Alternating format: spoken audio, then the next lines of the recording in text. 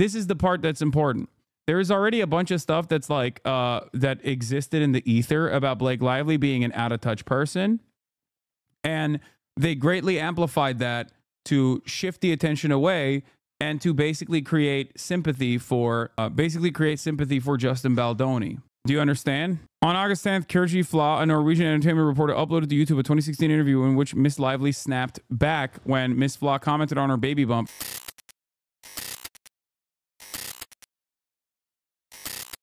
Oh, I wanted to cover the latest. I wanted to cover the "It Ends With Us" legal battle because there are some people who are related, Justin Baldoni specifically, that have come after, or at least have worked to do PR with people that have come after me as well, like Aiden Ross. Let's take a look. On the legal bombshell that is rocking Hollywood, Blake Lively accusing her "It Ends With Us" co-star and director Justin Baldoni of trying to ruin her reputation. Well, now Baldoni is being... The PR group that Justin Baldoni hired to go against Blake Lively to change social media opinions against Blake Lively in the "It Ends With Us" PR battle that took place. Okay. That same PR company has also worked alongside Johnny Depp in the Amber Heard Johnny Depp saga. This is why a lot of people were like coming in here for the past couple of days and talking about how are you gonna do apologies or some shit, because they just completely have misunderstood my position on the Johnny Depp Amber Heard saga, which is fine. But I wanted to talk about this a little bit more because I think it's an interesting story. Does the fact that Blake Lively is unbelievably out of touch affect your perspective here at all? I'm struggling. No, it's once again another Hollywood story. So obviously, given that it's a Hollywood story, there are no clear good guys and clear bad guys. Okay. Most of the parties involved are bad to varying degrees. Let's take a look. Hit with a lawsuit that supports Lively's claims of a smear campaign. Diane Macedo is joining us, tracking it all. There are a lot of developments here. Diane, good morning. There sure are. Good morning, Janae. So in this new lawsuit, Baldoni's former publicist is detailing an alleged plot to destroy both her reputation and Blake Lively's. And she says it came to light when she found those now infamous text messages on a former employee's work phone. This morning, a new lawsuit filed against It Ends With Us director and lead actor Justin Baldoni. Come on. What? What are you doing? Baldoni's former publicist, Stephanie Jones, is suing the actor and his crisis PR team for alleged breach of contract and defamation. The suit accuses the crisis team, including Jones's former employee, of scheming to bury and destroy co-star Blake Lively to protect Baldoni, and then blamed Jones for the smear campaign. The suit also alleges Jones discovered the scheme via text messages and other communications on that former employee's company phone. Baldoni did not respond to ABC's request for comment on the Jones lawsuit. It comes just days after Lively filed a complaint accusing Baldoni of sexual harassment and a retaliatory smear campaign. Baldoni's attorney has called Lively's allegations, quote, completely false, outrageous, and intentionally salacious. I thought we were friends. We are friends. Since Lively's filing, Baldoni has been dropped by his talent agency, his podcast co-host left the show, and a women's organization just rescinded an award they had given him. As your best friend, Lily, if you take him back, I will never speak to you again. Now Jenny Slate, who plays Lively's best friend and Baldoni's sister in the film, is speaking out in support of Lively, saying, I commend my friend, I admire her bravery, and I stand by her side. And Slate is just the latest cast member to publicly support. Isn't Blake Lively a weirdo? Yes, Blake Lively is also a weirdo.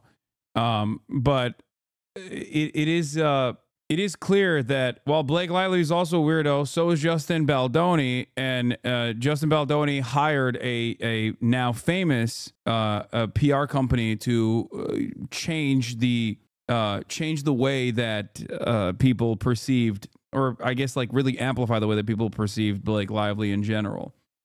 No perfect victims, but she's undoubtedly a victim in this scenario. People are biased against her due to the very smear campaign she's exposing.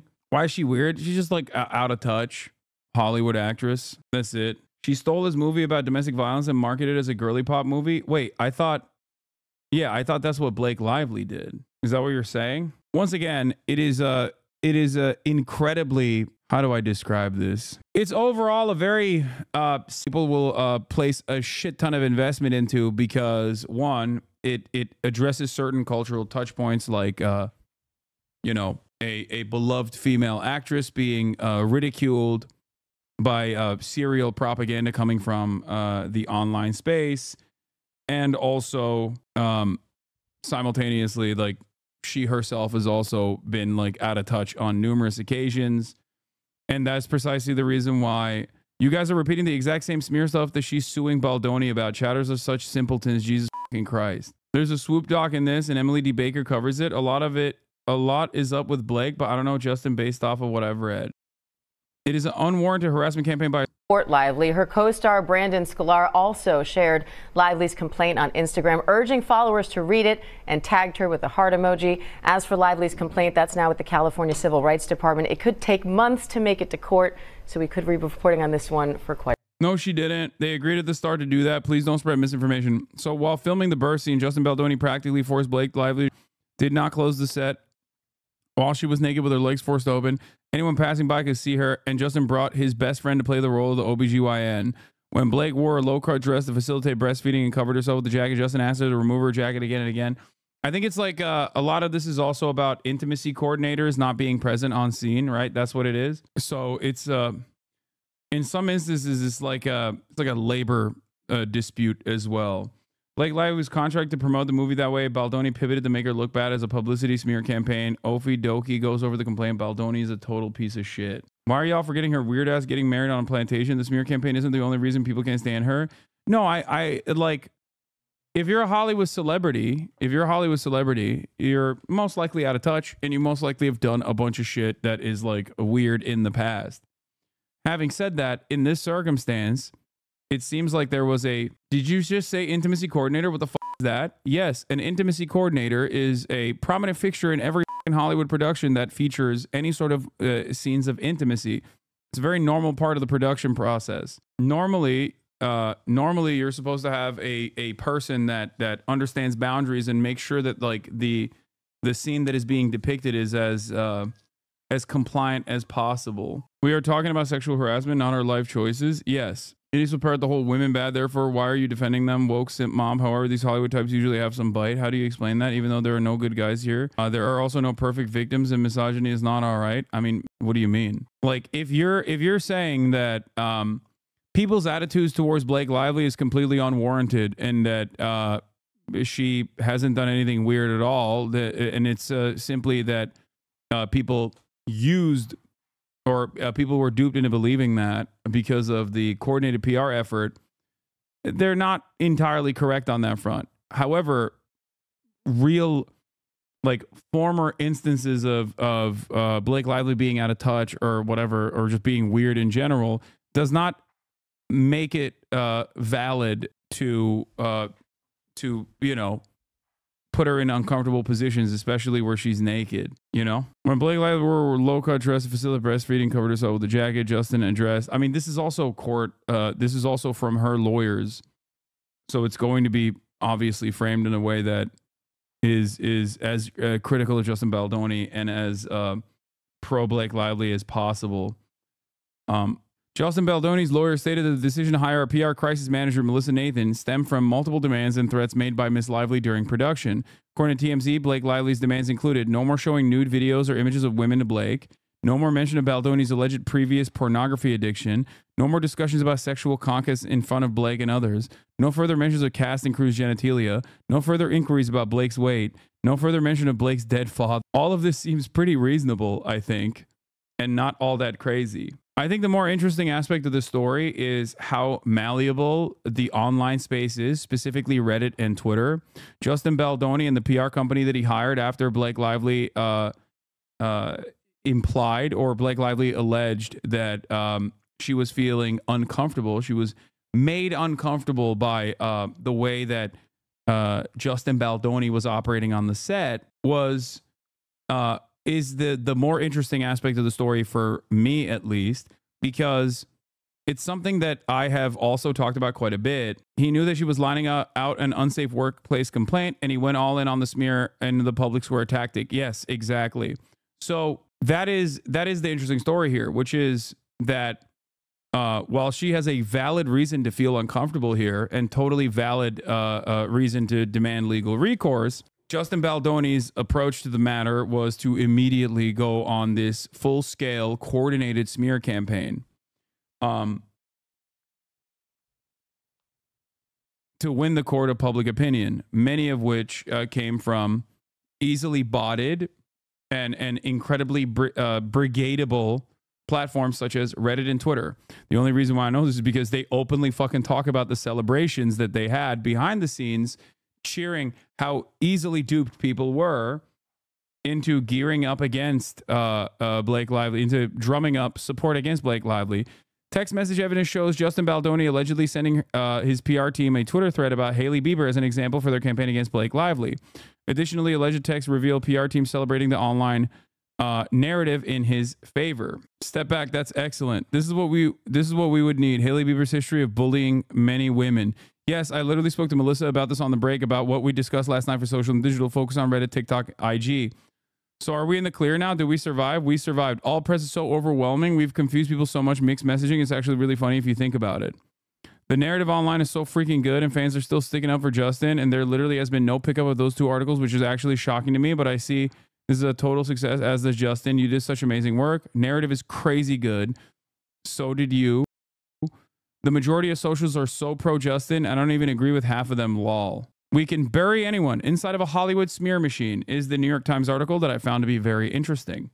Private messages detail an alleged campaign to tarnish Blake Lively after she accused Justin Baldoni of misconduct on the set of It Ends With Us. Now, the reason why I thought that this was interesting, specifically because the reason why I thought it was interesting is for two reasons. One, because Reddit and Twitter are publicly hailed by internal coordinated campaign, by the people in the PR company as like super easy to manipulate and super easy to drive public discourse, which is something that I've noticed and something that I've complained about quite a bit.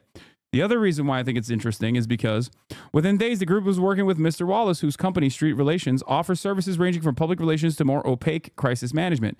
He is a somewhat enigmatic figure with very little digital trail, but court records show that his clients have included Paramount Pictures and the YouTube personality Aiden Ross. And in a since-deleted LinkedIn profile, Mr. Wallace described himself as a hired gun with a proprietary formula for defining artists and trends. The August 6th premiere brought the first wave of press coverage questioning what had happened during the filming. A Hollywood Reporter story speculated about a rift between Miss Lively and Mr. Baldoni after TikTokers noticed that the two stars didn't pose for photographs together and that Miss Lively and other cast members didn't follow Mr. Baldoni on Instagram.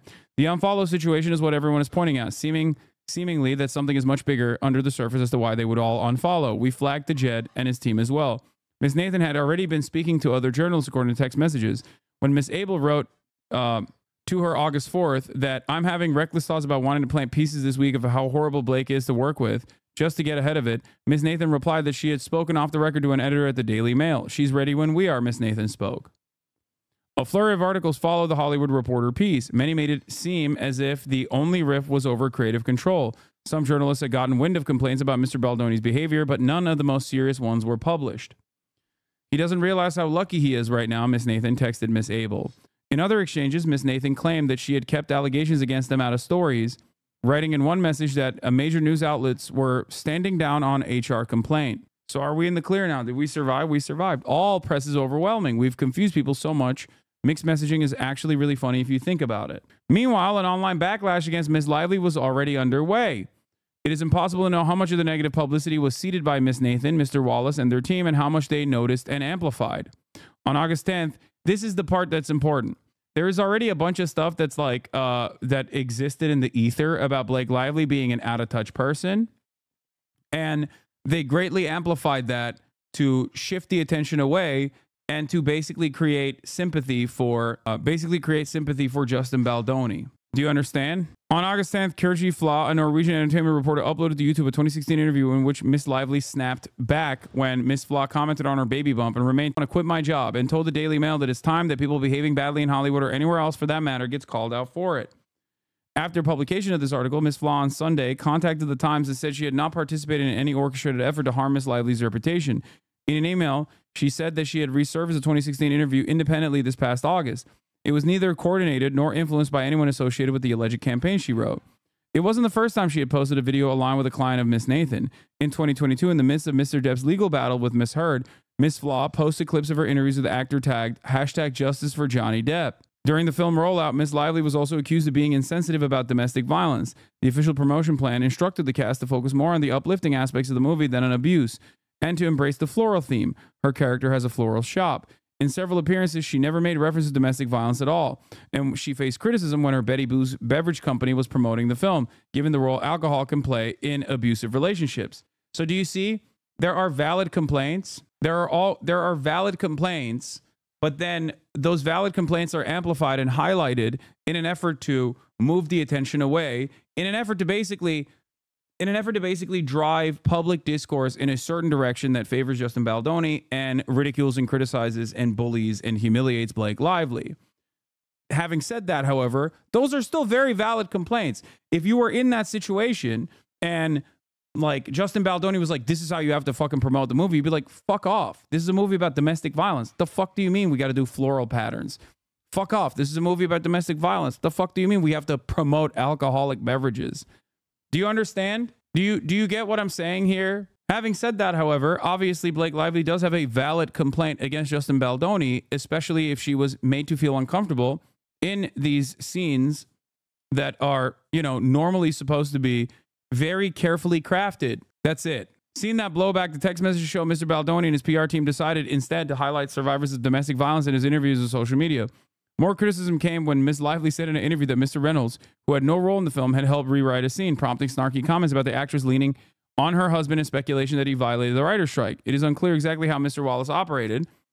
There are references in emails to social manipulation and proactive fan posting, and text messages cite efforts to boost and amplify online content that was favorable to Mr. Baldoni or critical of Ms. Lively.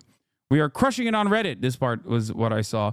Mr. Wallace told Miss Nathan, according to a text she sent to Miss Abel on August 9th. Blake Lively was following an agreed upon marketing plan? Yes, but Blake Lively is also not a fucking robot. That's my point. Like, I have never in all of my time doing coverage assume that like a whole ass adult woman who is what, like 40 plus years old is actually simply a helpless, hapless fool and is going along with the previously agreed marketing plan, and that she has no fucking say in the process. You will not be able to convince me that Blake Lively is completely blameless in this process because of the manipulative tactics utilized by Justin Baldoni in this smear campaign. Do you understand? She's 37. My bad. Okay. Yeah. As a 37-year-old and a producer on the film, I think you are discounting the amount of feedback that she has. And it's always like weirdly infantilizing, but ultimately meaningless, because the harms that she has withstood, if her allegations are correct, which I have no reason not to believe them, is the far more consequential aspect of this story. The next day, one of Ms. Nathan's employees texted, "We've started to see the shift in social due to largely Jed and his team's efforts to shift the narrative.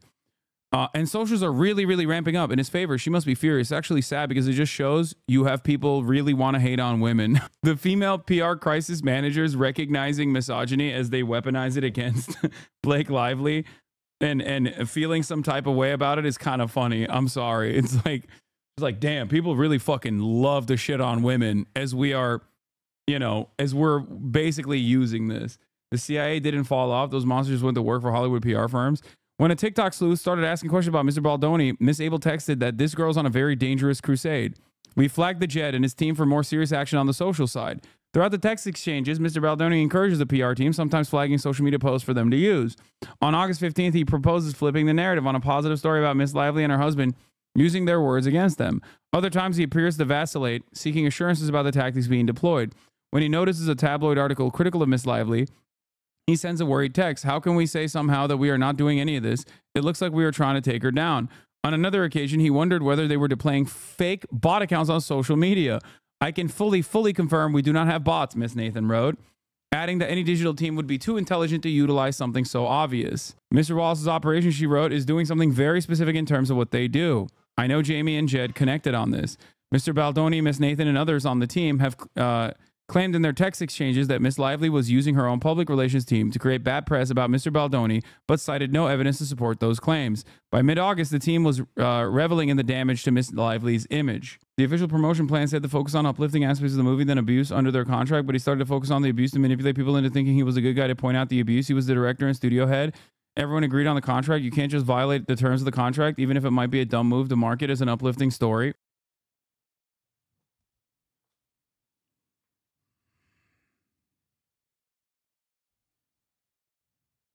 Come on. Come on, dude.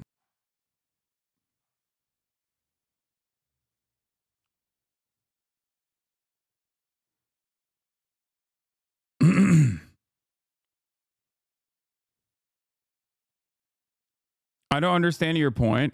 My point is, wait, what? There are no perfect victims. Why the fuck are we blaming her for her own sexual assault because she's a producer? Are you guys okay? Absolutely zero people are doing that. I'm certainly not doing that. And I've reiterated the point that it is still a very valid claim across the board.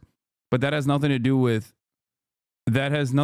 like her also saying, I am going to promote the movie by focusing on the cheerful aspects of a movie about domestic violence. Some chatters were, you weren't. I haven't seen any chatters doing that, but I'll ban them if they are. Everyone is now saying chat is doing that, which is once again a instance where you see one chatter and then you yell about that one chatter, and the overwhelming amount of chat is about this one singular chatter that did that. Your take is not correct here. Hasan, stop acting like you know what it's like to have a boss.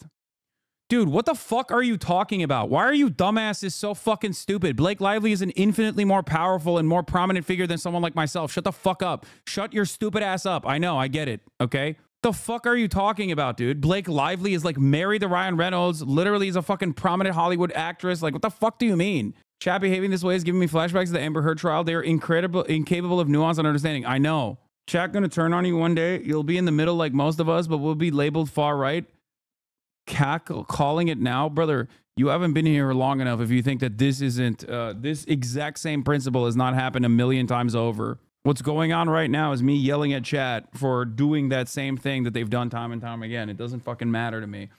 Like simply stating that Blake Lively is not a hapless fool in this regard does not mean that it was appropriate that she was sexually harassed and undermined on set. It is completely unacceptable, and she does have a valid complaint. Having said that, however, if you're talking about like the marketing components, and her marketing the movie in the way that she did, yeah, she's not like a doughy-eyed newcomer star onto the scene. She's fucking Blake Lively. She was the executive producer of the fucking project herself. Like, what are we talking about? Like, you're making it seem as though she had no capacity to promote the movie in a way that she saw fit, and that she was simply victim to the whims of Justin Baldoni in this regard. Like, I think that none of that still justifies what has happened on set, or her allegations that she made towards Justin Baldoni about the misconduct on set in general. But like, Jesus Christ, everything doesn't have to be fucking black and white, dude. The narrative online is so freaking good, and fans are still sticking up for Justin. There literally has been no pickup for those 2 articles, which is actually shocking to me. You did such amazing work. Narrative is crazy. So yeah, what they ended up doing was basically highlighting a lot of the bad choices that Blake Lively also personally made, or rather, former instances of her being out of touch, to basically massage public narrative against Blake Lively, in an effort to ensure that there was no mention of any number of different valid allegations that she had made against Justin Baldoni. That's the point. I'm saying that in spite of her being out of touch at different moments throughout her career or whatever, she's still valid for feeling uncomfortable on set. That's it. It doesn't change that. Like, her being weird doesn't change that at all.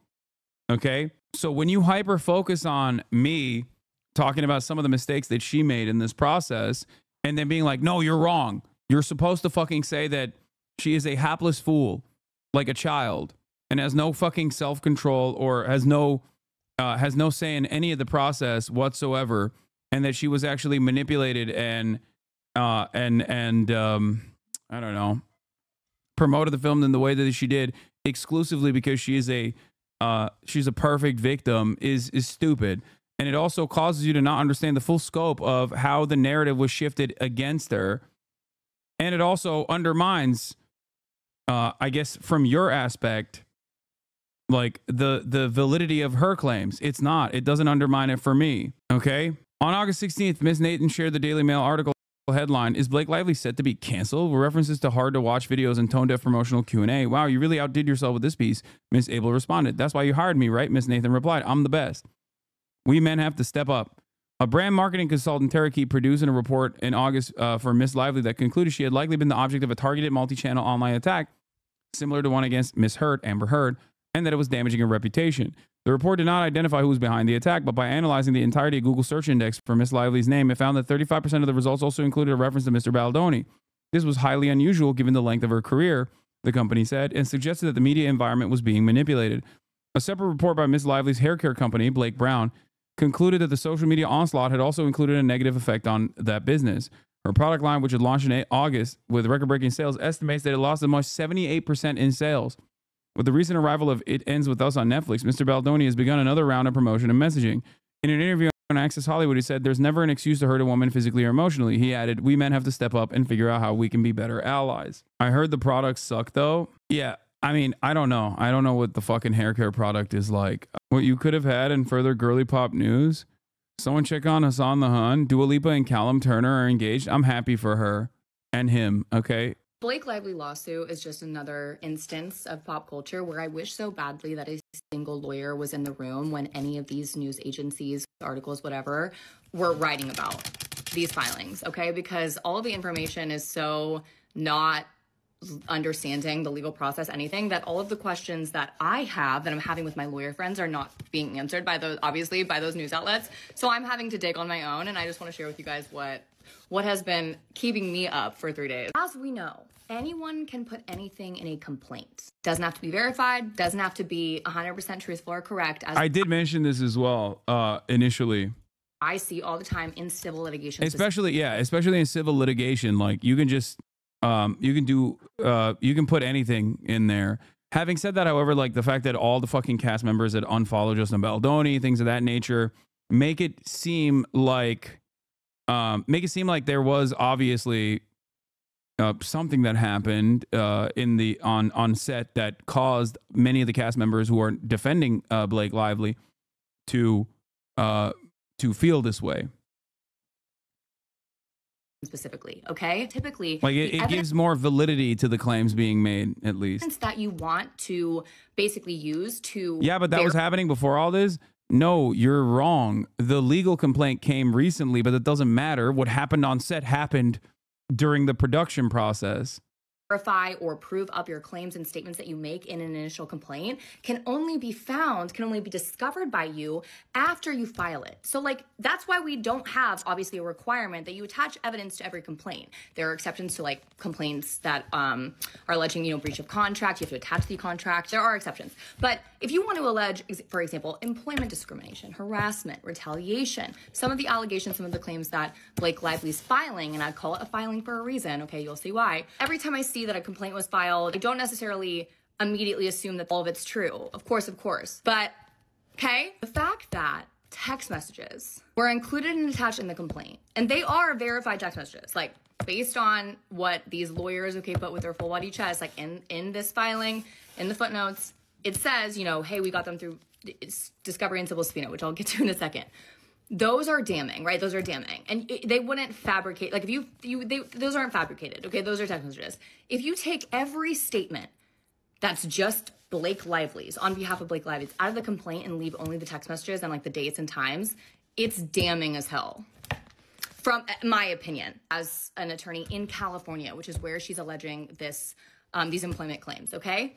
So let's get to it. Hold on. When I saw this, I said, oh, there's no caption, meaning that typically at the top, at the title, it has to have the court, okay? Especially California, it'll say like California Superior Court, County of Los Angeles, County of Orange County, County of Riverside, wherever, okay? So this obviously wasn't filed yet in an actual court. It's also not signed by the attorney at the, there's like no signing page sheet. So it's obvious that this was given to news outlets as like a, hey, we just filed this, not with a court yet, but with a department called the California Civil Rights Department, the CRD. There are a bunch of employment discrimination statutes, civil statutes that protect employees that you cannot file a lawsuit in a California court or a federal court on, okay? Until you file something with the CRD, and the CRD gives you what's called a right to sue notice, okay? So they basically say, yes, you can go sue now, all right? Like, yes, we don't have to settle that, like, you can go sue, okay? And oftentimes people go to California Superior Court too fast, and the court's like, hey, you gotta go get your right to sue notice, girly, like, sorry, okay? So what Blake Lively did here is doing the first step, which is proper for what she's trying to sue on, which are, again, you know, a bunch of California government code, labor code sections that are going to allow her to recover, but she has to file the CRD first. So CRD actions, like when you file them, they're not like official complaints to the CRD. Those are not public. You can't search a docket for those. So this is where this comes from. But like, it was obviously provided, which is a good thing. I'm not saying it's a bad thing. Like, yeah, like provide this complaint that you filed for sure. But okay, it's fashioned as the complaint that they would file, okay, once they get their right to sue notice, which I'm not sure if they've gotten yet. They filed on Friday. I would be shocked. Oh, where the fuck is the news coverage here? Wow. Let's Really continue interesting with how this has developed over time. You guys, we have a Justin Baldoni and Blake Lively It Ends With Us update. This situation is absolutely crazy because we were talking about this back in August and now we are talking about it all over again. There's so many opinions going around this story and I'm going to get into everything new that has come out since Blake has filed her complaint against Justin. Since Tuesday is not. I mean, this is a larger story. This is a larger story about how Twitter and Reddit can be brigaded and cause, especially when paired up with like a competent PR agency, with mainstream media, with mainstream press, is a story that like can very obviously change people's perception. Okay, that I think is more important, at least from, you know, the way I'm seeing it. Dude, stop saying rivals, buddy. Shut the fuck up, okay? I'm not going to just dive into it on my own, okay? It kind of relates to you and the hate campaigns you received. I mean, there is something interesting about the PR firm that worked with Aiden Ross, especially considering that, like, if it's with Aiden Ross, that means it's working with Stake. There's a lot of these Twitter blue checkmark accounts that literally directly get paid by Stake. And I have noticed that Twitter did play a big role in the way that people perceive me as a bad dude in general.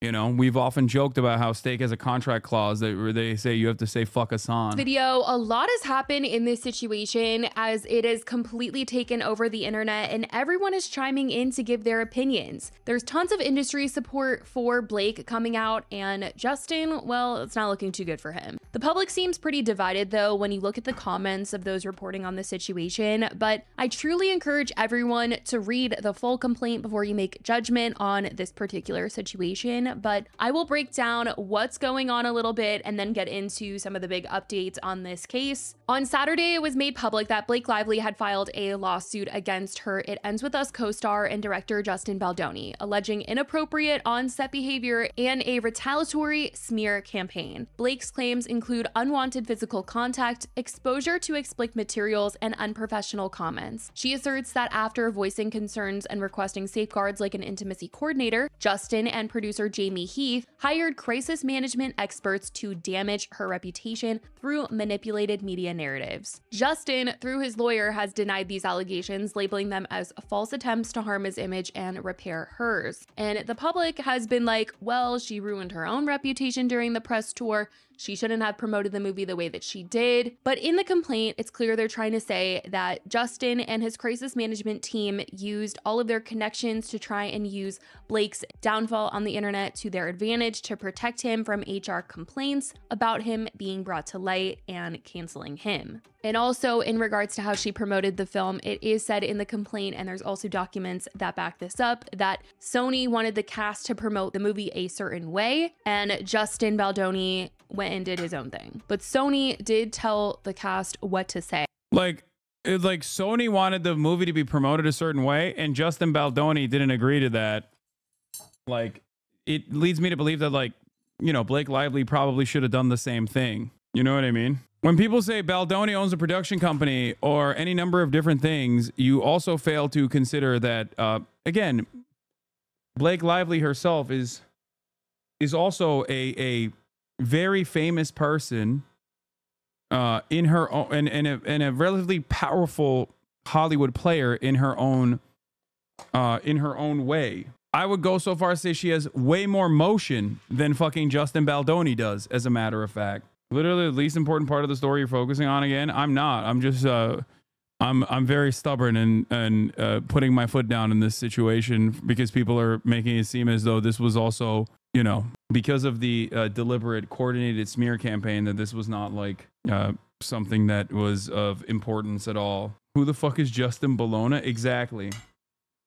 And Blake and the rest of the cast members did exactly that. Do I think that they should have listened to the backlash and kind of switched things up once they saw that the public wasn't responding well to the way that they were promoting it? Yes, but she didn't do that because she was trying to be insensitive. It's what the studio wanted them to do to shy away from the DV aspect of the movie. Now, in the complaint, messages were referenced from Justin Baldoni's PR crisis team to his publicist, where they talked about the fact that 4 major news outlets were standing down on the HR complaints about him. On or around the same date, Miss Nathan directly engaged with several media platforms discussing the issue of the HR complaints made against Mr. Baldoni while on the set of the film. On August 15th, Miss Nathan texted Miss Abel that Daily Mail hounded me, re-HR complaints. She stated that Daily Mail is not running any content about it, continuing, Jen, this went so well, I'm effing dying. I have to call you later in a bit and tell you how this went. It was genius. So, okay, we have the 4 majors standing down on HR complaints. I think we are fine on that bit. An interesting fact is that Justin's PR crisis manager, Melissa Nathan, her sister is Sarah Nathan, a journalist, and this is referenced in the complaint that she wrote 2 articles about this situation in page 6. It's these 2 articles here. Truth Behind It Ends With Us feud, rumors Justin Baldoni made Blake Lively uncomfortable, sources say, and Blake Lively approved final cut of It Ends With Us amid feud with co-star director Justin Baldoni. Texts between Melissa Nathan and Jennifer Abel referencing Melissa Nathan's sister were referenced in the complaint, saying, on August 9th, 2024, Miss Nathan indicated to Miss Abel that she was on the phone with her sister, Sarah Nathan, a journalist at the New York Post and contributor at Page 6, and remarked that Mr. Baldoni's religion should be taken out from media coverage. She went on to state, and mostly the misogynistic. Later the same day, Miss Nathan texted Miss Abel a link of an article on Page 6 by Sarah Nathan entitled Truth Behind It Ends With Us feud rumors. Justin Baldoni made Blake Lively uncomfortable, sources say, stating, I knew she would keep uncomfortable. On August 9th, 2024, Miss Abel and Miss Nathan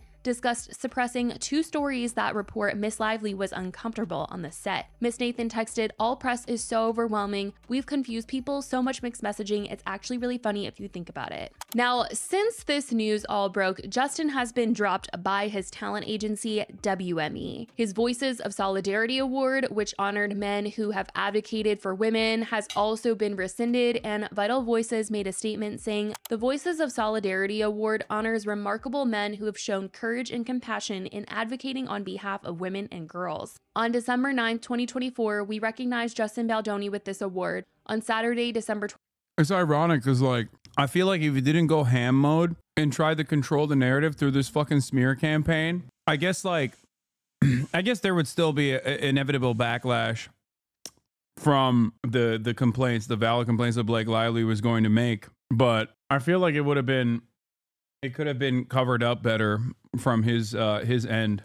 21st, we learn through news reports about a lawsuit brought by Blake Lively against Mr. Baldoni, his publicist, and others that is disturbing and alleges abhorrent conduct. The communications among Mr. Baldoni and his publicists included in the lawsuit and the PR effort they indicate are alone contrary to the values of Vital Voices and the spirit of the award. We have notified Mr. Baldoni that we have rescinded this award. His Man Enough podcast co-host Liz Plank also quit. She wrote on Instagram, I'm writing to you today to let you know that I have had my representatives inform Wayfair that I will no longer be co-hosting the Man Enough podcast. Thank you for trusting me with your hearts and stories, for holding space for mine, and for making this show what it was. I will miss you, the listeners, so much. I love what this community created together with every fiber of my being, and that's because of you. As this chapter closes for me, I remain committed to the values we've built together. Thank you for being here, for trusting me, and for being by my side for the last 4 years. We all deserve better, and I know that together we can create it. I will have more to share soon as I continue to process everything that has happened. In the meantime, I will continue to support everyone who calls out injustice and holds the people standing in their way accountable. Colleen Hoover, the author of It Ends With Us, also made a statement on her Instagram story in support of Blake, writing at Blake Lively, "You have been nothing but honest, kind, supportive, and patient since the day we met. Thank you for being exactly the human that you are. Never change, never wilt." Now, this isn't too big of a shock given that she unfollowed Justin around the time of the film's release and did a ton of press alongside Blake. But speaking of support for Blake, the cast of the Sisterhood of the Traveling Pants have also come out in a joint statement on Instagram in support of Blake. Alexis Blundell, America Ferrera, and Amber Tamlin posted on Instagram saying, "As Blake's friends and sisters, for over 20 years, we stand with her in solidarity as she fights back against the reported campaign waged to destroy her reputation. Throughout the filming of It Ends With Us, we saw her summon the courage to ask for herself and colleagues on set, and we are appalled to..." Please explain what he did. We don't know 100% with a certainty of what he did. All we know is what are the complaints made by Blake Lively, which is that she was made uncomfortable on set numerous times. Other people on set were also made uncomfortable by Justin Baldoni's behavior, and that intimacy coordinators that are supposed to be on set at times when there's like nudity in scene were not there, and studio execs were in the room for scenes where Blake Lively was naked when she wasn't supposed to be there. Creepy shit. And then that's the original complaint. But that was, people are speculating, the reason why Justin Baldoni went on this counter PR campaign by hiring this group that had worked previously with Aiden Ross to manipulate public perception against Blake Lively. It's the same group that also ran a campaign against Amber Heard as well during the Johnny Depp civil suit.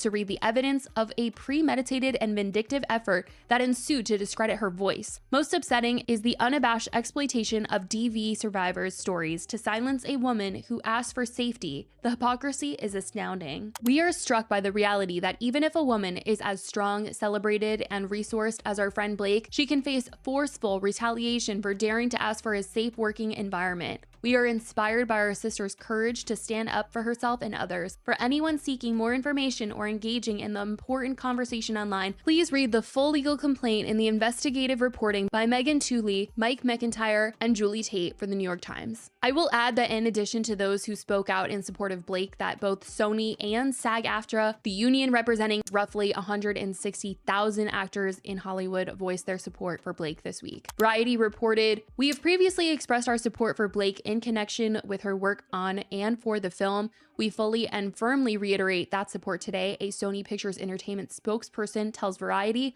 Further, we strongly condemn any reputational attacks on her. Any such attacks have no place in our business or in a civil society. Now, Justin's publicist, Jennifer Abel, made an alleged statement on Facebook about all of this. Dumois posted the screenshots, and before I read them, just so everyone is on the same page here, Jennifer Abel has been Justin's longtime publicist. She doesn't specialize in crisis management, so they hired Melissa Nathan, whose PR agency is called The Agency Group, also referred to as TAG in the complaint. This is what Jennifer Abel, his longtime publicist, said about the situation. This is a pretty good I never thought the day would...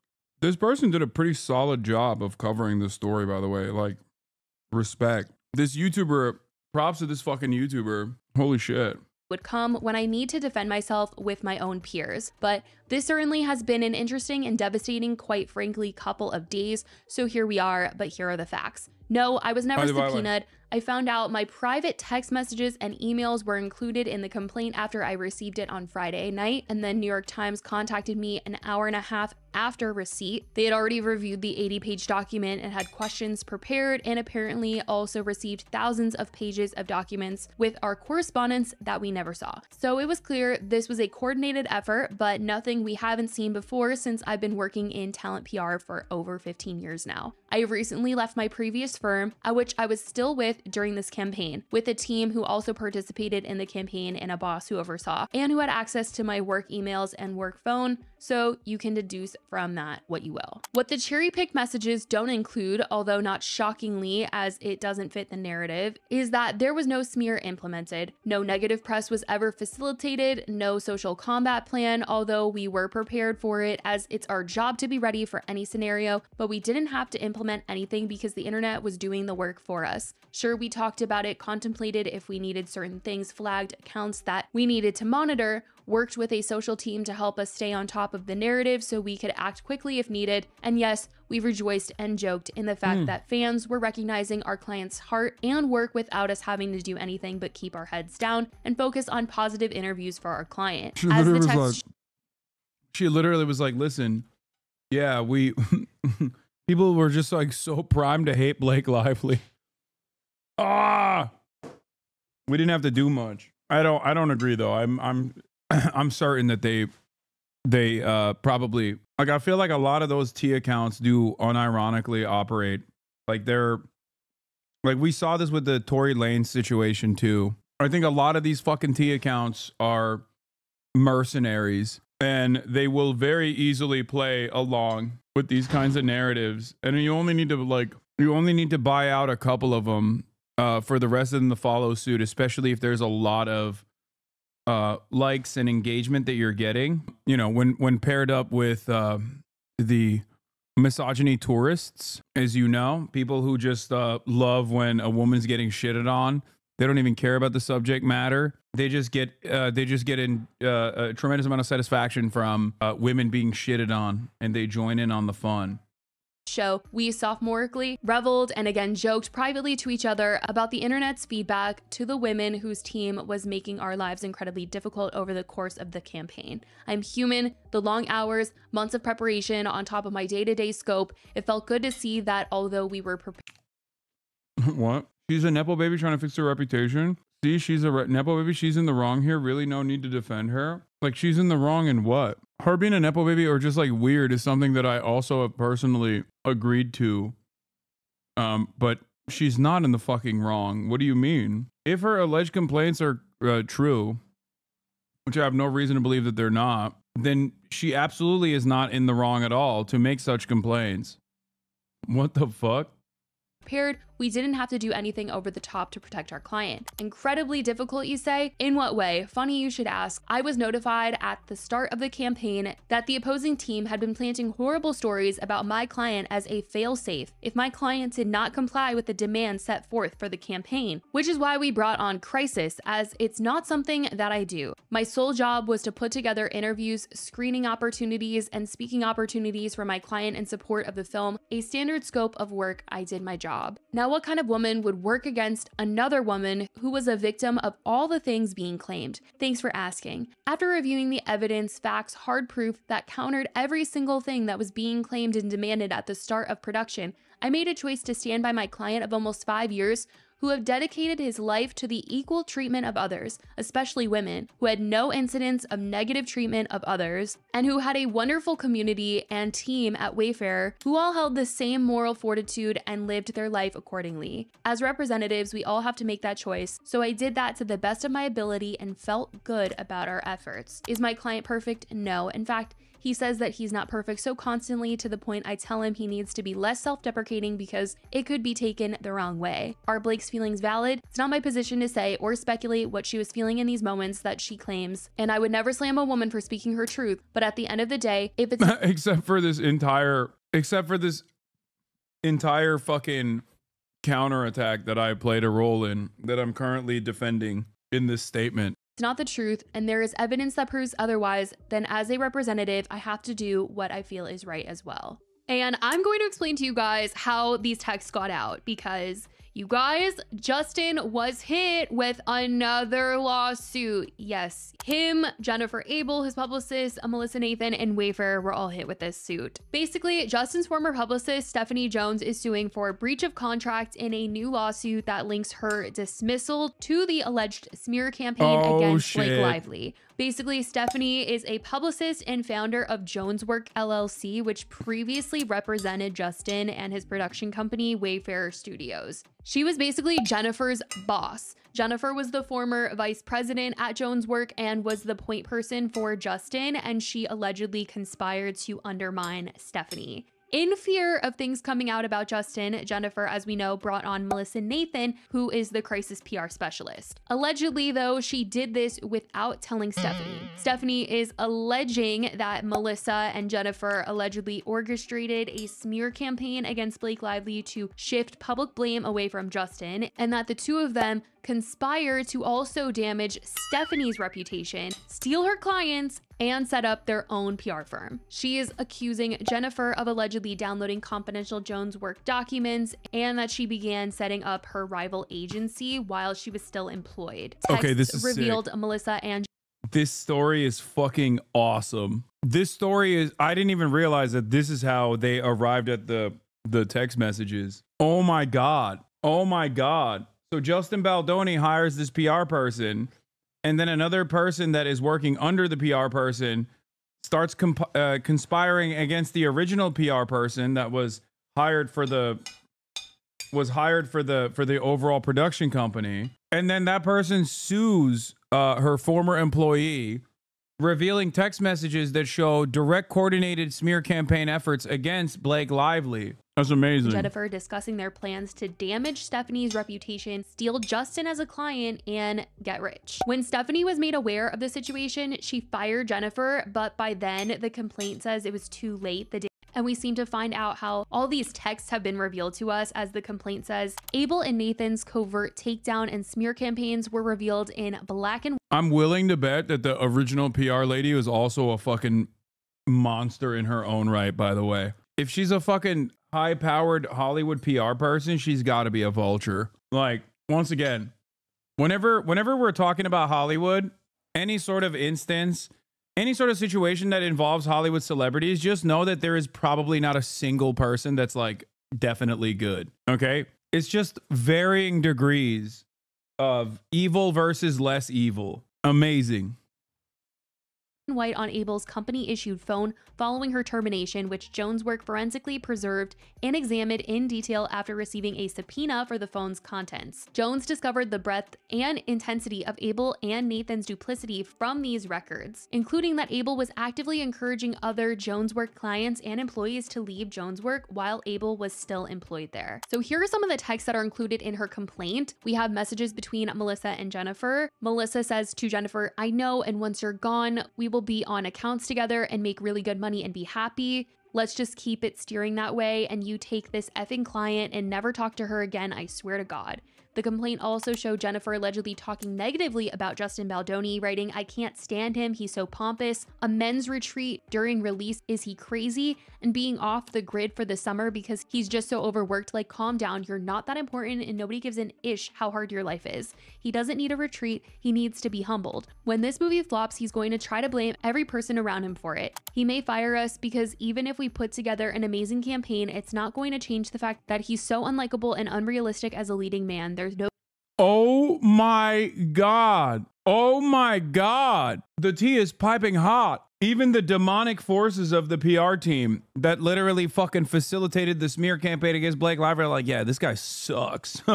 Oh my God. I burned myself on this piping hot tea. God damn. No chemistry with him and Blake. You and I both know she will be resistant to promote this movie, and press will be reluctant to do anything with Justin without Blake being part of it. So there, those are my thoughts. In the complaint, they also included messages where Jennifer is also talking about a scene from the movie. The complaint reads, "Months earlier, Abel had voiced the same opinion in connection with a filmed kissing scene between Baldoni and Lively, which was described to Abel as so gross and revealed that Abel was well aware of Lively's on-set complaints about Baldoni's behavior. She wrote, it's so cringy, his face, Blake was probably grossed out too." Oh my God. Oh my God. Oh my God. So they knew the whole time. They fucking knew the whole time, and they're still like, oh, but it doesn't matter because people organically hate Blake Lively. Okay. That's evil, man. That is fucking, that's, oh my God. Yo, white women scare me. I'll just say it again. I'm so scared of white women. This is why I will never say anything mean about Taylor Swift. White women are so powerful. It's crazy. I'm in awe. I'm in awe, and I'm also terrified at the same time. It's like, it's wild. This is kind of exactly how the DNC and Democratic consultative strategies work too. Oh no, absolutely. And Jennifer replied, yeah, and filed a cease and desist. Stephanie is even claiming that Jennifer and Melissa allegedly made these fake websites and planted seeds about her that were negative, much like what Blake Lively is claiming happened with her. And this is just so crazy and so insane. And I will keep you guys updated on what is going on in this case, because truly every day, every hour, I swear there is a I will always defend white women. Always. I will always defend them. I'm scared. I'm sorry. Okay. new update in this situation. But as of right now, that is what has been said. That is what has come out. I love you guys so much. And I will talk to you in the next video. Bye, guys. This is crazy, bro. Two things could be true at once. Justin could have been harassing Blake, and Blake could have also been a mean girl there at the end. Yeah, I think like one of the biggest fuck ups from Blake Lively's side, because she is like an out of touch rich Hollywood person, is literally going along with the studio's demands that like a domestic violence movie is supposed to be fucking promoted in this like cheery ass aspect, which ironically these women that worked for Justin Baldoni knew exactly what the real complaints were, which was sexual harassment on set, and absolutely nuked Blake Lively and utilized that silliness, utilized that like tone deaf behavior demonstrated by Blake against her, like wielded it as a vicious weapon. It's especially shocking because they kind of knew what the fuck was going on, which those text messages revealed. That like they were aware that there was a valid complaint being made by Blake Lively, and they were like, well, this is my client. I don't give a fuck. This feminism shit is over. Oh, dude. I mean, once you get a touch of money, is so fucking jover. Okay, now I understand what you were saying. This is the part of your point I didn't understand earlier when you were staring at that chatter. Hope that makes sense. Yeah. That is fucking scary, dude. Holy shit. Imagine being like, I know that this person has valid complaints against my client, but that's my fucking client. So I'm just going to literally utilize the unearthed misogynist forces against this other person who I, woman to woman, understand probably has a valid complaint. That's wild shit. That's scary, man. You were describing a defense attorney. Lolo literally does that. Yeah, I understand that. But it's like a defense attorney. I feel like there's more validity to a defense attorney than a PR person behaving like this. A defense attorney automatically is fighting against incredibly powerful systems. A defense attorney is trying to secure the most favorable terms for his client. And it can literally mean life or death in certain instances. At the very least, it means freedom and how much restraint or how much time you will spend behind bars devoid of freedom. So that's a more understandable position. Like when you are when you're a PR specialist, you're literally just going, yeah, I know, like there's no attorney-client privilege in that regard, where you're just basically going, honestly, yeah, my client's a piece of shit, but I'm going to do everything in my power to fucking make his enemies, regardless of how valid their complaints may be, look like fucking assholes. I might have missed this. Where's the evidence of a valid complaint? I just saw people making fun of him being cringy and saying that his face is gross. No, those weren't just random people saying his face is cringy and gross. Those were his own fucking PR people saying, I totally understand why there was a complaint that Blake Lively made. He's so fucking gross. Like, what they did as a part of their professional job is very different than their own personal perspective. No, I know you're not wrong, but a lot of sex crimes defense literally revolves around having a woman at the defense counsel cross-examine his witnesses. Is fucked up and plays at the misogyny of all Americans, but that's literally the job. Yeah. The function of a defense attorney is to have the state and the law prove his client's guilt beyond reasonable doubt. If not for defense attorneys, a lot of innocent people would end up in jail. And even with defense attorneys, innocent people still end up in jail. PR, on the other hand, there is no large, powerful state that has a monopoly on violence forcibly removing you from society. You know what I mean? A new lawsuit tonight in that bombshell Hollywood scandal. Justin Baldoni, director and co-star of the hit movie It Ends With Us, is being sued for defamation and breach of contract. It comes just days after his co-star Blake Lively accused him of sexual harassment and a smear campaign. Baldoni denying the allegations. Now Hollywood A-listers are taking sides. Here's Chief National Correspondent Matt Gutman. Tonight, that new lawsuit in the scandal rocking Hollywood. Just days after actress Blake Lively filed an 80-page complaint against her It Ends With Us co-star and director Justin Baldoni, accusing him of sexual harassment and a retaliatory smear campaign, the actor is facing more backlash. I thought we were friends. We are friends. Baldoni's former publicist, Stephanie Jones, is now also filing a lawsuit against the actor and two of her own former employees. Jones alleging they sprang into action scheming to bury and destroy co-star Blake Lively to protect Baldoni. Their plan was covert, deliberately concealed from Jones. Lively, in her own complaint, alleges that Baldoni and a producer showed her new videos, discussed sexual conquests, and criticized her body and weight. At Tonight, Lively's co-star showing their support for the actress. Jenny Slate, who plays Lively's best friend in the film, telling Today.com what has been revealed about the attack on Blake is terribly dark, disturbing, and wholly threatening. I commend my friend, I admire her bravery, and I stand by her side. And Brandon Sklenar encouraging his followers to read Lively's complaint. Like the very fact that every other person involved on set in some capacity is taking Blake Lively's side over Justin Baldoni's side is, you know, I think not insignificant in terms of the complaints being launched against Justin Baldoni, even before the smear campaign, or what potentially caused this a chain reaction for this smear campaign counter messaging initiative to kickstart. So at the heart of this, there is a possibly legal and or possibly very valid complaint being made against Justin Baldoni. And virtually every single person involved in the process, from all the co-actor, like all the other actors on set, down to the fucking union, like every single person involved on the in any capacity has sided with Blake Lively over Justin Baldoni, whereas the public opinion against Blake Lively was far larger than Justin Baldoni. And as a matter of fact, people were even defending Justin Baldoni. Even we got duped at the Fear M broadcast. And I mean, I think, like, I can't really remember what we landed on, but we were basically at the end of it, we're being like, well, I don't really know. I don't really give a shit because it's Hollywood shit. And I never really give a shit ultimately about Hollywood things. But the extra, like the unimaginable amount of like fuck Blake Lively content that was out there certainly played a role, you know? But again, I am still, I guess, like the like I said, the most interesting aspect of this is the tea, or not necessarily the tea, sorry, but the very fact that public opinion is so malleable. Writing, this film is meant to inspire. It is not meant to once again make the women the bad guy. And to this mass of lawsuits and...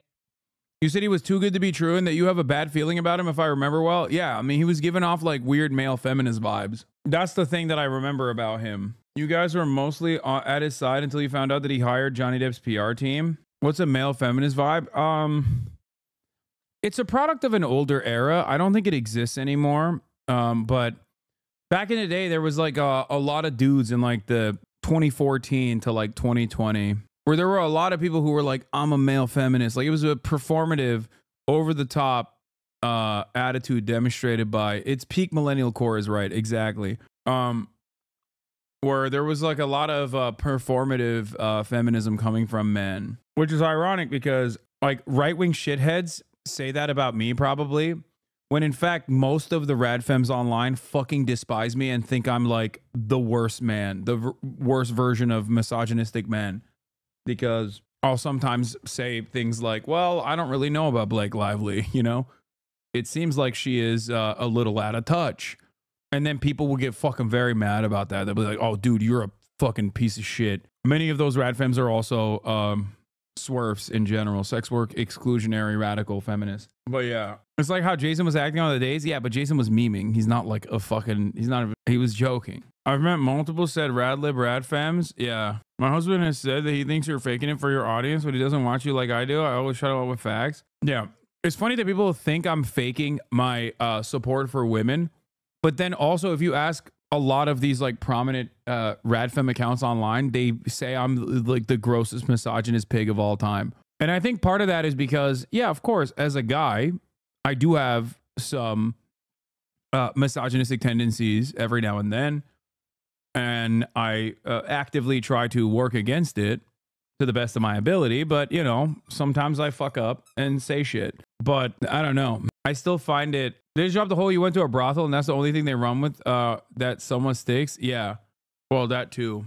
Never understood the moral panic about what celebrities owe to us as people. Separate the actor from the person. Blake Lively being a mean girl is none of our business. Yeah, good luck explaining that to people who have a parasocial desire to endlessly seek out what the fuck Blake Lively is doing, or what any celebrity is doing, really, for that Andrew, matter. you can now add another one. The attorney for Baldoni and the crisis PR team that's accused of, quote, trying to bury Blake Lively. They are alleging that confidential information was used against them and that anyone involved in that will be, quote, sued into oblivion. Andrew. All right, Matt Gutman, thank you. We want to get a legal perspective on all of this. And for that, let's bring in Dave Ehrenberg, state attorney from Palm Beach County, Florida. Dave, as we just heard, this is now escalated with a former publicist of Justin Baldoni filing a lawsuit alleging breach of contract. So what's the latest? Andrew, good to be with you. You know, it's a preemptive strike by the publicist, Stephanie Jones. She wants to get out in front of the story. And it is interesting because she was one, well, she's involved in this whole matter, who was not sued by Blake Lively. And that leads people to believe that she was involved in getting those very damaging messages from her team over to Blake Lively. And so there's a lot of infighting here, a lot of maneuvering. And this, to me, is a preemptive strike. But it does look like. I love how you pretend to be non-white when you're clearly white. Account created 2024, 12/15. Following says 12/15. When have I said that I'm not white? Even earlier today, I talked about how, I mean, yeah, all the time. What happens when you listen to me talking about whiteness as a, like literally 2 hours ago, I was talking about how I'm white. Like, were you just banging your head against the wall? Okay, I'm nervous now that you pulled my chat up. Why are you nervous? Seems like you think that I've been doing this a lot. I'm confused. Like there's some connection between Stephanie Jones and the Blake Lively. You do try to act like you're Middle Eastern at times, not gonna lie. Dog, I'm white and I'm Turkish. What the fuck are you? These two things are not at odds with one another. It's kind of at the fucking heart of my argument about whiteness being a socio-political construct that is completely kept that is constantly fucking changing. Is bait? I swear he's baiting. This is shocking. I'm confused by everything. Team, and so now she's suing the people who also are being sued by Blake Lively. And another big question in all of this is how did it's like Trump saying Kamala was black when it was convenient for her. I know, that's the funniest part about it, is like, you know, Kamala is both black and Indian. I am a white man. Yeah. A white man whose name is Hasan. I'm not pretending to be Middle Eastern. Like I grew up in Turkey. I'm Turkish. The fuck? I'm still white. I think it's in your mind, I think it's at odds, those two realities. While you were watching Hollywood News, the right has brought back anti-Irish racism in an effort to do better infighting. I'm not getting into that. Did Lively's team obtain those text message exchanges? Right. And that's why I think that they came from Stephanie Jones. Stephanie Jones does not deny it. She just says that she complied with a subpoena. Now, in California, you can issue a pre-litigation civil subpoena, which is unusual. This is not law enforcement, not a criminal action. It's a civil action. But to gain information to determine whether a lawsuit should go forward, you're allowed in some circumstances to send a subpoena. But what's interesting is that Stephanie Jones seemed to quickly respond to the subpoena and gave it all up without going to court to try to block it. And it looks like she didn't go tell the individuals who used to work for her that she was giving up the information to Blake Lively's people. And then they all got sued except for Stephanie Jones. And with that all said, will it be admissible if this goes to court, and is this likely to get to court? I think it's unlikely for there to be a trial. Now, this is not a lawsuit yet. This is an administrative action that's a precursor to a lawsuit in California. I do think that this thing will lead to a lawsuit, but I think it will settle before it goes to trial. And as far as whether this is what was normally supposed to happen. If Justin Baldoni hadn't like concocted this like counter narrative PR campaign by hiring these fucking vultures who, it seems, kind of understood that there was validity to the claims that Blake Lively was making, but obviously they were like, yo, this feminism shit is over, dog. You know? yo, fuck this feminism shit. Once I get a fucking little bit, once I touch that band, my first bando, I'm done with this feminism shit. And basically what would have happened in this process is Blake Lively probably would have made a valid complaint in a court of law. And depending on whether she wanted to actually pursue this with like some kind of like PR battle as well, and like a long drawn out PR battle, it basically would have turned into a legal case in civil litigation that goes quiet after some time, only to be resurfaced once if Justin Baldoni did the same antics ever again, and then they would bring this shit back up and be like, remember when this happened? But like he Streisand affected it. You know what I mean? He ended up fucking Streisand affecting this by having this like smear campaign, which Blake Lively understandably is now has now investigated. And the only reason why we even know that there was a smear campaign that was coordinated is because her fucking current publicist literally snuck from under her previous publicist, Justin Baldoni's previous publicist, and snaked Justin Baldoni's previous publicist to steal Justin Baldoni as a client, despite the fact that they also hated him. What a crazy situation. That's a weird angle to take to cover this, for sure. Baldoni did fuck it up. No, I'm saying that, like, normally, I think a lot of these weird, awful sexual harassment shit, that happens, like, more frequently than you would think in Hollywood. But in most circumstances, because every single party involved has a lot to lose, they don't want to fuck the boat, or they don't want to rock the boat. They don't want to fuck the bag up. So they just quietly deal with it with with civil proceedings that oftentimes end up with like some kind of agreement, some kind of financial compensation. And then behind the scenes, they're like, that's a bad guy, don't work with him, right? I feel like that's usually how it happens. There's like this quiet shunning that takes place behind the scenes. They will pack it up. Here, I'll give you a fucking example. What's his face that raped his students by stealthing them? His brother's an actor too. Fuck. He was at NYU. He was a teacher at NYU. Come on, there's got to be one girly pop in here that knows what I'm talking about. The guy, James Franco. What happened to James Franco?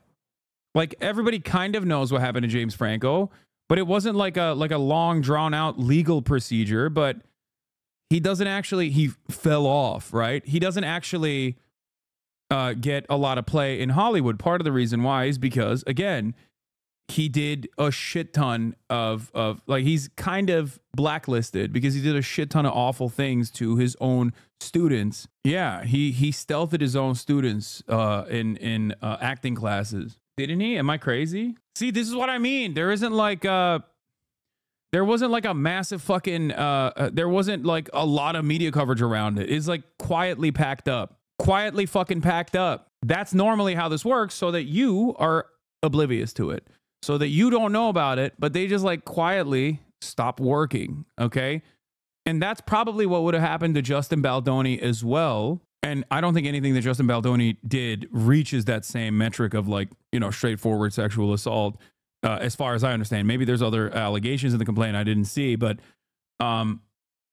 basically, and this isn't to say Justin Baldoni did nothing wrong. I'm just saying that the severity of James Franco's like crimes are higher even.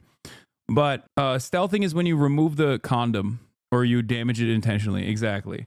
When you remove the condom without telling your partner, without prior consent. But the point that I was trying to make is that under other circumstances, this is usually what happens. They just like quietly blacklist you behind the scenes. They don't want to make a big scene about it. And I think that also creates an environment of protecting abusers, usually, especially if they're very powerful. Harvey Weinstein is a great example of this, where it's like a known secret, I guess, in the industry. But if you're outside of the industry, you have no idea that Harvey Weinstein is like a serial rapist, right? Like, I fucking had no clue. But it seems like other Hollywood celebrities did. And yes, chat, stealthing is rape. Oh my God. Sorry if you didn't know. I shouldn't get annoyed.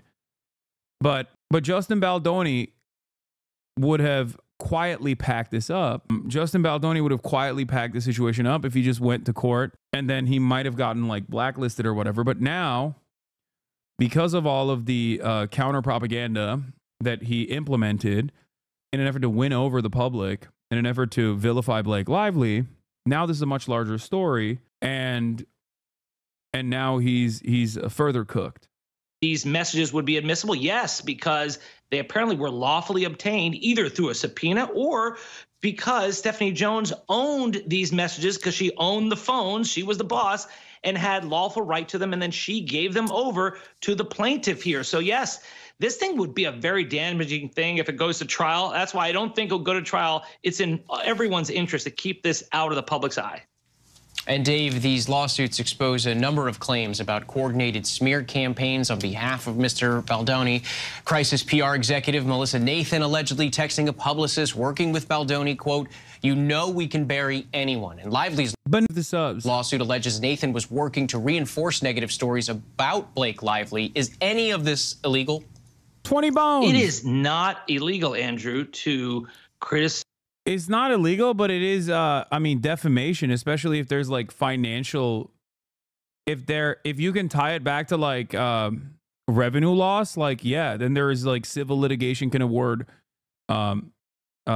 civil litigation can award you money. And I think that's what she's going to do. And it's ironic because like maybe her product was dog shit. And that's why there was a 78% drop off in her hair care products, but like now you can make a legal case that it wasn't the product that was fucking dog shit. It was actually the smear campaign that was coordinated. So GG's on that front too. You know what I mean? Like that's the hardest part to prove though. I mean, it depends.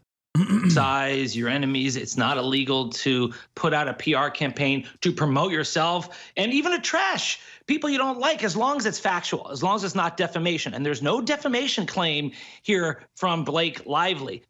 I think one day there will be a larger article about how in the post-Me Too era, Hollywood top dogs in the PR firms actively weaponize misogyny against victims of like sexual harassment, like female victims of sexual harassment, sexual assault, and the like.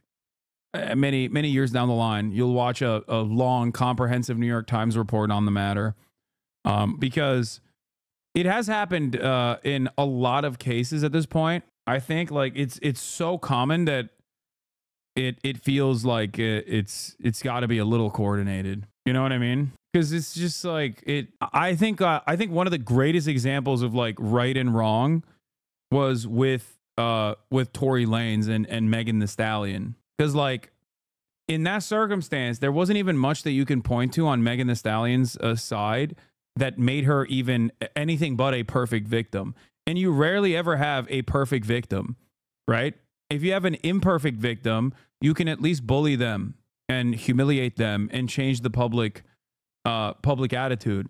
And I genuinely felt like I was going crazy the way that people were talking about Megan Thee Stallion for the crime of being shot by Tory Lanez. Like it made no fucking sense.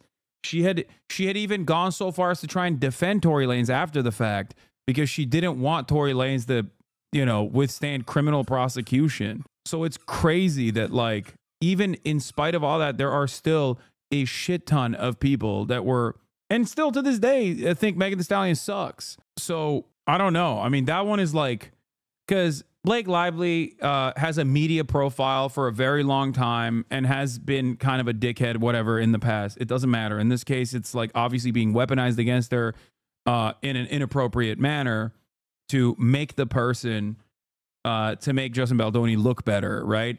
Amber Heard with Johnny Depp. Amber Heard has very valid claims against Johnny Depp, but then there is this mass fucking smear campaign against Amber Heard, and the public sentiment is dramatically shifted in favor of Johnny Depp, who, you know, is a horrible person. So it was crazy how like black and white that situation was presented to the public. And I think that it was, once again, a targeted, deliberate, concerted effort to vilify Amber Heard, or even use like some of the instances where like Amber Heard wasn't exactly a great person either, right? So the more you have like an imperfect victim, the easier it is to vilify the person. And I think it's and basically that's what happened with the bro. His finger got almost cut off by Amber. What the fuck are you talking about? Yeah, have you changed your perspective on Amber Heard versus Johnny Depp? No, I think that both. My attitude on Amber Heard versus Johnny Depp was always that I don't like either of these people. I think that it's Hollywood assholes in general. But people get so fucking mad when I say this, and I think more people will inevitably arrive at this conclusion. The Meninists get mad because Johnny Depp is a pure soul who was a perfect victim. And then the Radfems get mad because they're like, you're not unconditionally offering support to Amber Heard. But like I said, yeah,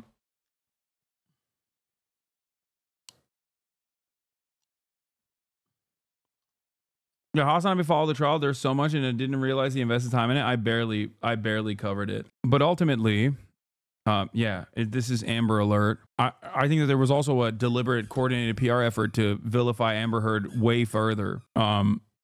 And that very clearly was successful. What is this? Baldwin also owns the entire rights to the second movie, and whether or not these allegations are legitimate don't matter because the intention is to get him to settle. Her and Ryan have so much money, way more than Justin, and whether or not they're true, it will result in a settlement. Yeah, I think it will result in a settlement. Yeah, the PR campaign made a situation where normally you would look at abuse, even like mutual abuse, which a lot of people would get triggered for me even saying that. In normal circumstances, the party that is physically more powerful is supposed to automatically be seen as the villain. That was a first, I think, where the party that is physically capable of overpowering their partner was seen as like the pure victim. And that, I think, played a tremendous role. Like the PR campaign played a tremendous role in making it seem like Amber Heard was the abusive bad person in the situation. Contrary to how people would tackle an issue like that normally. But what is improper is if you retaliate against someone who files a claim for sexual harassment. And that's what Blake Lively did. She filed a claim for sexual harassment. She's saying that these other folks retaliated against her, that Baldoni and his team retaliated. That would be a no-no, even if what they said was accurate. All right, Dave Ehrenberg, state attorney from Palm Beach County, Florida. Dave, we thank you for your time. Thank you. Behold, the sacred union that unites